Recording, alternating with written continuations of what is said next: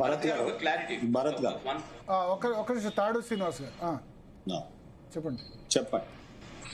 So చెప్పండి, మీరేదో మధ్యలో శరత్ గారు మాట్లాడుతుంటే నాదో క్వశ్చన్ మీరు చెప్పే ముందు 2 రోజులు ఏమైపోయింది బీజేపీ? ఇవాళ రామచంద్రరావు మీట్ ది ప్రెస్ లో మాట్లాడే కానీ 2 రోజులు ఏమైపోయిందో అర్థం కాలేదు. పవన్ కళ్యాణ్ ఎన్డీఏ పార్టరా? అసలు ఆ ఇష్యూ స్టార్ట్ అయింది అమిత్ షాతో మీటింగ్ గురించి. ఆ పవన్ కళ్యాణ్ హైదరాబాద్ నడిబొడ్డున జాతీయవాదం గురించి మాట్లాడితే జాతీయవాదం మాట్లాడాల్సిన పార్టీ నేతలు ఏమైపోయినారు? ఎక్కడ దాక్కున్నారు? భరత్ గారు, బీజేపీ పార్టీ వర్కింగ్ స్టైల్ మీ దృష్టికి తీసుకొస్తా. సరే, కొన్ని మా శరతన్న మాట్లాడి నేను మాక్సిమం నేనే కాదు పవన్ కళ్యాణ్ అన్నారు ఈ మాటలు 2-3 సార్లు. బీజేపీ ఏంటంటే వాళ్ళని అడగండి ఎందుకు రెస్పాండ్ కావట్లేదు అన్నారు. ఒక్క నిమిషం భరత్ గారు, కొంత నేనేమంటున్నా అంటే, సరే మా శుభప్రదకి కొద్దిగా ఇబ్బందికరమైనటువంటి అంశమే. శరతన్నతో నేను ఏకీభవిస్తున్నా కొన్ని విషయాలలో. అయితే మీరు అడిగినటువంటి ప్రశ్న ఫస్ట్ సూటిగా సమాధానం చెప్పి నేను మిగతా 2 విషయాలు చెప్తాను.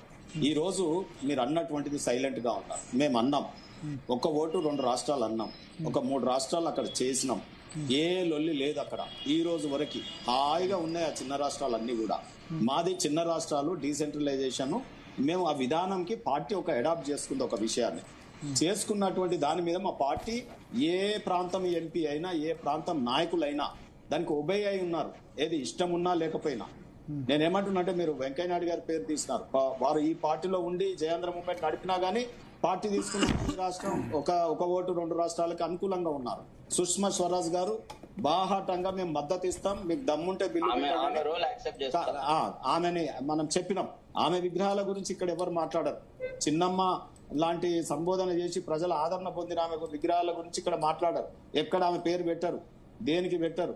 సో నేనేమంటున్నా అంటే, ఈ రోజు కృషి మేము ఒక విధాన నిర్ణయం తీసుకున్నామంటే మా పార్టీ బాటమ్ టు టాప్ అందరం ఒకే లైన్ లో ఉంటాం. కానీ అదే పార్లమెంట్ లో కాంగ్రెస్ పార్టీ ఒక నిర్ణయం తీసుకుంది.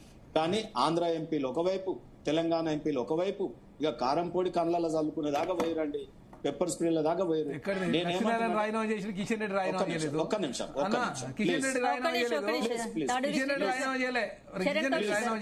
మీరు చెప్పండి. ఒక్క నిమిషం కౌశిక్, ఇప్పుడు ఇట్ ఈస్ మై టర్న్, మళ్ళీ నీకు అవకాశం వస్తుంది. నేనేమంటున్నా అంటే, ఈ రోజు వారు అంటా ఉన్నారు మమ్మల్ని, మేము ఒక విధానపరమైన నిర్ణయం తీసుకున్నాక దానికి ఓటేయడానికి సిద్ధమైనాక మనం ABCD ఎవరైతే ఏముందండి, మీ రాజీనామాల డ్రామాలు, ఈ డ్రామాలు, ఆ డ్రామాలు, ప్రజల్ని రక్తిగట్టి ఒక విధాన నిర్ణయం పార్టీ ప్లీనరీలో తీసుకున్న తర్వాత సైలెంట్ గా ఏ గొడవలు లేకుండా ప్రజల్ని రెచ్చగొట్టకుండా చేస్తే సరిపోతుంది. కాంగ్రెస్ పార్టీ చిదంబరం గారు ఇవాళ ఒక స్టేట్మెంట్, రేపు ఒక స్టేట్మెంట్ ఇచ్చినందుకే కదా 1200 మంది చచ్చిపోయారు. ఇప్పుడు నువ్వు అనవసరంగా నన్ను కొంత గెలికి నువ్వు అనిపించుకుంటున్నావు. కానీ ఆ రోజు కూడా కాసు బ్రహ్మానందరెడ్డి 369 మంది చంపింది కాంగ్రెస్ పార్టీయే. ఆనాడు నెహ్రూ గారు కలిపింది నెహ్రూ గారే, కాంగ్రెస్ పార్టీ. ఆయన ఇందిరాగాంధీ గారు చెన్నారెడ్డిని దుర్మార్గంగా గవర్నర్ కు పంపించి 17 మంది ఎంపీలు గెలిచిన తెలంగాణని విఫల ప్రయత్నంగా చూపించింది. సో ప్రతి అడుగడుగున కాంగ్రెస్ పార్టీ ద్రోహం చేసింది. ఇది అని అనిపించుకోవడమే అవుతుంది. అయితే నేనేమంటున్నా అంటే, సోదర బీఆర్ఎస్ పార్టీకి షరతన్న ఏకీభవిస్తూ మానుకోటలో రాళ్లు విసిరేసినటువంటి వారు ఎవరు? ఇది వాస్తవమే కదా. శుభప్రదీనికి మనం సరే నీకు ఇబ్బంది కలగొచ్చు ఆ పార్టీలో ఉండి, కానీ నిజాలే చెప్తున్నాం కదా.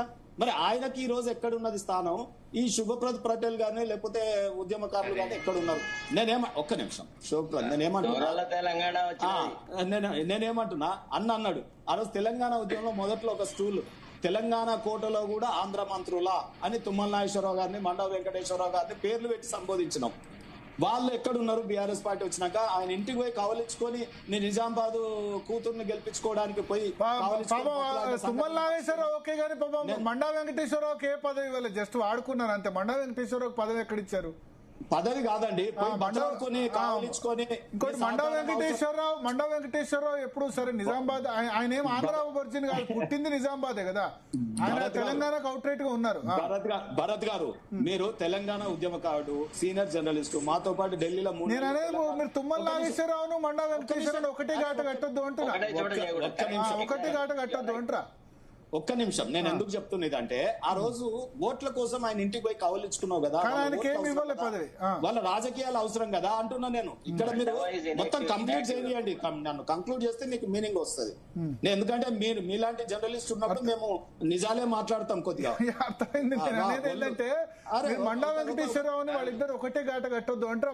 తుమ్మల నాగేశ్వరరావుకి ఇచ్చారు పదవి, మండా వెంకటేశ్వరరావు పాప ఏమి ఇవ్వలే, అది చెప్పేది. నేను మంత్రి పదవుల కోసం అనలేదండి. ఆ రోజు ఆ వ్యతిరేకతల దాంట్లో పేర్లు తీశారు. ఆ తర్వాత మండవ గారిని కౌగలించుకొని నాకు ఓట్లు వేయండి, నా బిడ్డను గెలిపియండి అని బ్రతులాడుకున్నారు. సరే నేనేమంటున్నానంటే ఈ రోజు అది పక్కకు పెడదాం. మానుకోటలో రాళ్ళేసిన కౌశిక్ గారు ఎక్కడున్నారు? కొండా సురేఖ గారు మంత్రి కాలేదా? సబితా ఇంద్రారెడ్డి గారు హోం మంత్రిగా ఉండి మమ్మల్ని కొట్టించిన ఆమె మంత్రి కాలేదా? శ్రీనివాస్ యాదవ్ గారు తిట్టి మంత్రి కాలేదా? ఎర్రబెల్లి దయాకర్ రావు గారు అయితే అమ్మనాబూతులు తిట్టాడు కదా, ఆయన మంత్రి కాలేదా? వీళ్ళందరూ మేజర్ రోల్ లేదా? మీరు ఒకటి గమనించండి, తెలంగాణ అందశ్రీ ఏమన్నారు? తెలంగాణ వచ్చిన తెలంగాణ ఎవరి పాలైందిరు? ఆ కుటుంబం పాలైంది. సో నేనేమంటున్నా అంటే వాళ్ళ కుటుంబం యొక్క ఆస్తులు చూడు, మొత్తం వీళ్ళు చిత్రీకరణ కూడా ఆ శరతన పొద్దున నేను ఇంటర్వ్యూ చూసిన. ఒక దళిత నాయకుడు ఎదిగిండా, లేక ఒక బీసీ నాయకుడు ఎదిగిండా, లేక సెకండ్ నెంబర్ 2 లాగా అప్పుడు తెలుగుదేశంలో దేవేంద్ర గౌడ్, మాధవ్ రెడ్డి, యనమల రామకృష్ణుడు, ఎర్రం నాయుడు, బాలయోగి ఇట్లా పేర్లు వచ్చినాయి కదా. అంటే ఒక ప్రొడక్టివిటీ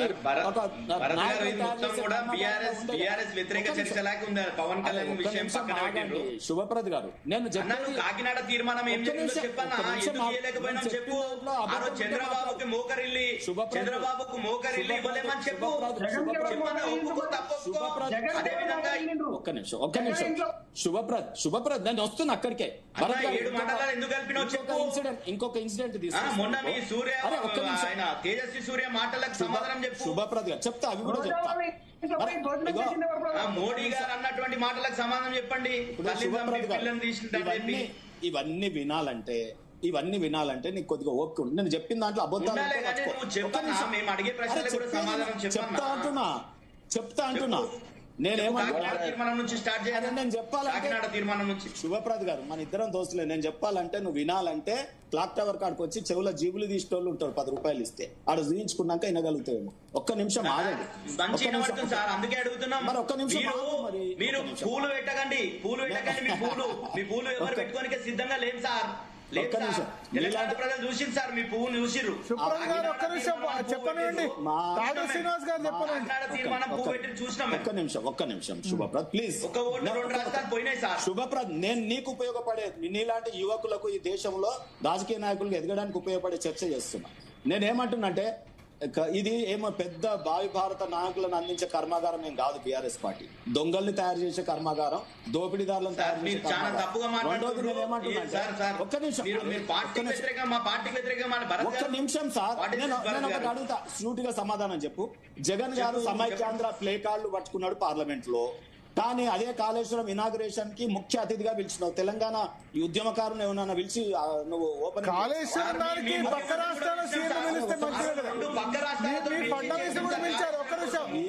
శ్రీనివాస్ గారు డిఫర్ అవుతున్నా. కాళేశ్వరం కు ఫడ్నవీస్ కూడా పిలిచారు, మహారాష్ట్ర సీఎం కూడా వచ్చాడు. అరే పక్క రాష్ట్ర సీఎం కాబట్టి పిలిచారు. పక్క రాష్ట్ర సీఎం మేము తెలంగాణకు సపోర్ట్ చేసినాం, అనుకూల తీర్మానం పెట్టినాం. మరి పక్క రాష్ట్రం సహకరించింది ప్రాజెక్ట్ కు. జగన్ ఏం సహకరించిండండి? జగన్ కాళేశ్వరం ప్రాజెక్ట్ ఆబ్జెక్షన్ వ్యక్తం చేయలేదు కదా. నిమిషం ఆగుతారు. సో నేను మాట్లాడేది చాలా ఇబ్బంది పెడుతుంది ఈ లెక్కన. నేను మాట్లాడుతుంది చాలా మా పార్టీకి శుభప్రద్ 22 లక్షల మందికి ఇప్పటి వరకు మోడీ గారు 12 పాలనలో ఒక రోజు ప్రెస్ భరత్ గారు ఇది అన్యాయం. శివప్రద్ గారు ప్లీజ్ శివప్రద్ గారు ఆగండి. ఓకే ఆగండి. లెట్ శ్రీనివాస్ గారు కంప్లీట్ చేయండి. శ్రీనివాస్ గారు చెప్పండి. భరత్ గారు మీరు సీనియర్ జర్నలిస్ట్, అర్థమైంది. సారీ నా దాంట్లో ఇంటరప్ట్ అవుతున్నాను. సారీ, నేను కూడా ఒక 2 సార్లు ఇంటరప్ట్ చేసేది. సారీ, కాకపోతే మీకు గుర్తు చేయాల్సి వచ్చింది. నేను కూడా ఇంటరప్ట్ చేసేది. సారీ, బాధ అండి. ఒక్క నిమిషం నేను కూడా మాట్లాడేటట్టు చేస్తారు సార్. ఒక్క నిమిషం అన్న, శరతన్న ప్లీజ్, శరతన్న ఒకటే మాట్లాడంటే చెప్పనండి, ఒకటే మాట్లాడండి చెప్పండి. శరతన్న భరత్ గారు ఇక్కడ నుంచి డిస్కషన్ లో రాష్ట్ర సంపదను దోచుకున్న దొరల రిప్రజెంటేటివ్ కూడా ఒకటి విలువండి సార్. ఎందుకంటే పాపం శుభ సేపు ఆ స్వామి భక్తి ప్రదర్శిస్తాడు, ఆయనకి ఏం పోస్ట్ ఇచ్చింది లేదు. దోచుకోని వాళ్ళు ఎవరు సార్? పొలిటీషియన్ అంటే పొలిటీషియన్ పొలిటికల్ పార్టీ దోచుకోని వాళ్ళు ఎవరు? పొలిటీషియన్ పొలిటికల్ పార్టీ ప్రజలు అందరు దోచుకునే వాళ్ళు తయారయ్యారు. ఇక నేను చెప్పాలంటే ప్రజలు కూడా ఎలక్షన్ లో మస్తు దోచుకుంటారు లేండి. కానీ శరతన్న ప్లీజ్, మీకు యాంపిల్ టైం జీ న్యూస్ లో మీకు మీరు ఆస్థాన కవి. ఒక్క నిమిషం